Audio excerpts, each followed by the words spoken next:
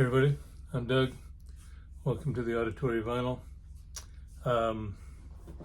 Usually this is a time when I do a This Week in Vinyl History, but I'm done with that. Did it for a year, so time to do something else. So I think I'm just going to do like a weekly thing where I show a variety of stuff, maybe just what I've been spinning that week, or recent pickups, and just kind of whatever. But one thing I think I will show each week, at least for a while, Jack at the Vinyl Martini started a thread wanting people to show records that they haven't listened to in a very long time. I can't remember what it was, like 20 years or whatever it was. But anyway, well, I have a whole mess of ones that fall into that category. So I think I'll just show a few each week for a while, amongst other things. So I'll incorporate that each week. So just kind of a play it by ear and just show whatever. So first, for this week, I'm going to show a couple of recent pickups that I got. And one is this 2017 release of Out of All the Blue by the Waterboys. This is my first Waterboys purchase. I had heard a few songs here and there, and yeah, they were good, but I decided to jump in, and I got this double album. It was actually on sale for like $15 at the record store, so pretty good deal. And basically, the Waterboys comes down to Mike Scott. He's like the only consistent guy that's been in the band from what I could tell. Looking back, they've changed band members quite a bit over the years. And this album, part of it was recorded in Tokyo and part of it in the UK. This is a UK release. But it's really good. It covers a lot of genres. I mean, pop rock, indie rock. There's a few songs that have a kind of a country vibe to them. A little bit of bluesy stuff. So it's very good. I'll definitely be checking out some of their other stuff. I think this one is like I don't know, maybe it's seventh album, their seventh album. But anyway, it's very good. Very happy with it. Then I got the Breeders' Last Splash. This is a 2018 reissue, I believe. Of course, it's got the big Cannonball on here. But the whole thing is pretty good. That alternative punk, hard rock kind of sound. Got the Cam and Kelly Deal that were also in the Pixies. I believe it was the Pixies. Yeah, another great album. Also got this at the record store. The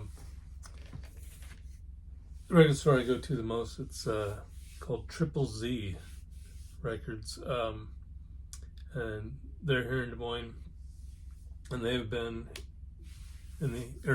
here for 20 years at least that I can remember.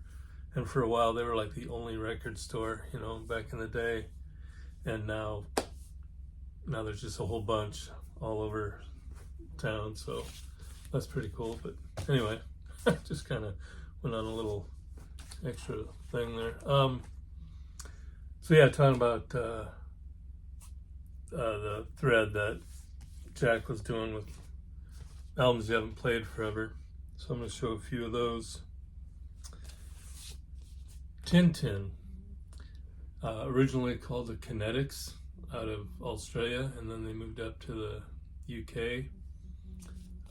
This is produced by Maurice Gibb. From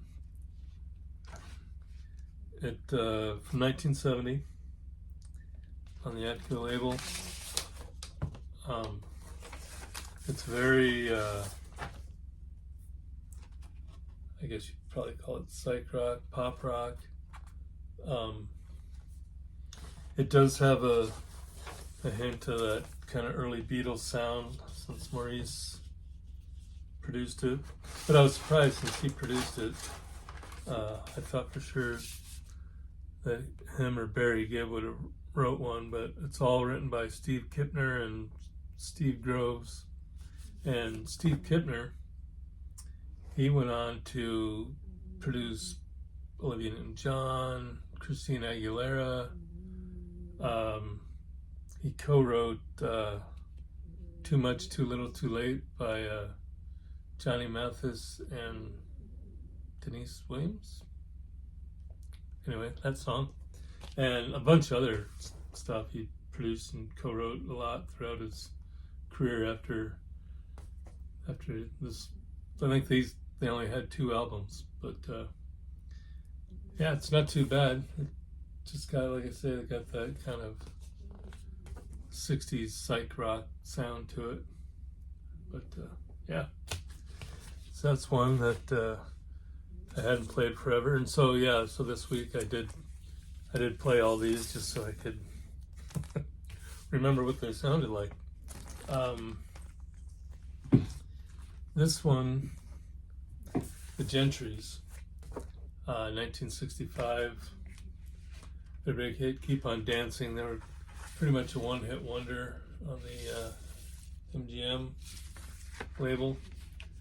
They started out playing around like all the high schools and stuff and local dances, and somebody heard them, and yeah, that big hit, Keep on Dancing. On here they also do a cover of Hang On Sloopy, Hand Jive, Do You Love Me, and they're all pretty good, but yeah, Keep on Dancing was their big hit. And just that typical vocal group sound of the 60s. And Jim Hart, I don't know which one he is, but he went on to be a professional wrestler. He was known as the Mouth of the South. So there you go. Yeah, the Gentrys. Pretty good album. And then from 1983, Wendy and the Rockets, Australian band. They only had 2 or 3 albums. Definitely a lot bigger in Australia and the UK. Their song Play the Game made it to, I think, like the top 20 in Australia. Originally on Mushroom when it first came out in Australia, on Mushroom Records, and then when it was released in UK and United States, it got on A&M. I would say there's sounds Pat Benatar, got some similarities there. Maybe a little Joan Jett, but not too bad. Just your basic rock of the 80s. And I don't know which guy it is there, but what was his name? No, I lost it. Oh, Adrian Descent. He went on to play with Asia on their later albums. So there you go. Some albums that I haven't listened to in a very long time, but I'm glad I did. Glad I got them out. They all sound pretty cool. And as you can see, I'm still in the process of moving. I just do a little bit each day, not in no time limit or anything, but I'll get there, and I don't know what this room's going to turn into. Probably just a spare room. I know you can't see it, but my wife has this whole wall in front of me is all books, and then there's books over here. So maybe she'll overtake it and make it her little library. Not that you care. So anyway, there you go. I will probably do this every week, where I just, like I said, just kind of show a variety of stuff. So have a good rest of your weekend and enjoy the music.